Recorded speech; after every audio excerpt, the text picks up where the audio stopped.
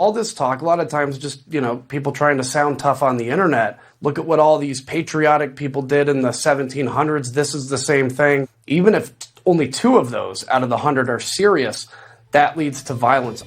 There is that jokester, Adam Kinzinger. He is one of the court jester conservatives. He's a Republican. He's an elected official as a Republican, but he's really just a prop of the liberal regime. His entire point is the entire purpose of his political career is to make a show of being a Republican, to appear as though there's opposition within the dominant political order. But actually, whenever it matters, all he ever does is give support to the broader liberal establishment. So Kinzinger goes on CNN, of course, and he's talking to Anderson Cooper, of course, and he's defending the DHS view that conservative Republicans are terrorists.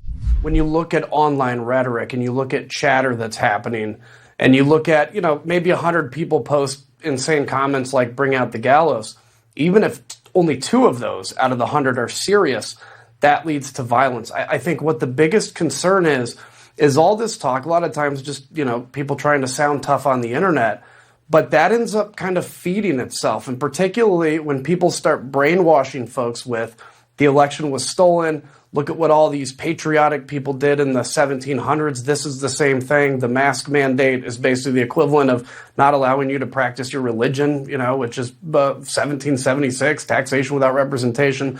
Ultimately, that does grow into action, and it's a real concern.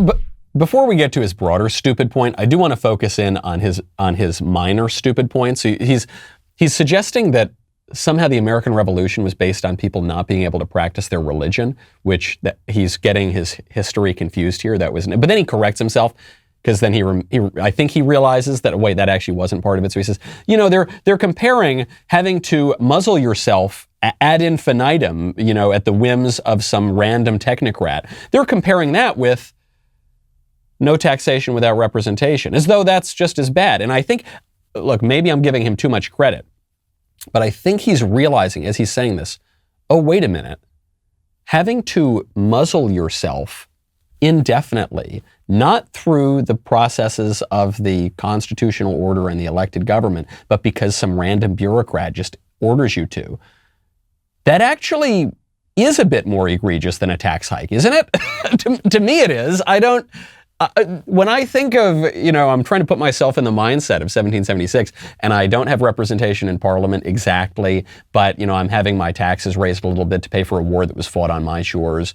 And I compare that to having to muzzle myself forever, not being able to push back against that. If I even try to voice my political opposition to that, I'll be labeled a terrorist by the dominant regime, also by agencies that are unelected and I have no recourse against. That actually does seem worse. That actually does raise some questions about the political order. And so Kinzinger is trying to work his way through all of this. But Kinzinger's broader point is that if you question any of this, you're a terrorist. This can lead to really large-scale, terrible stuff.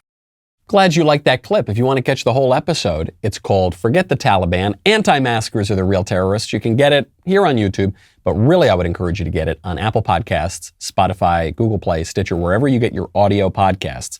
Really helps us circumvent some of the shenanigans at Big Tech. Go over there, subscribe to The Michael Knowles Show, leave a 5-star review. I'll see you next time.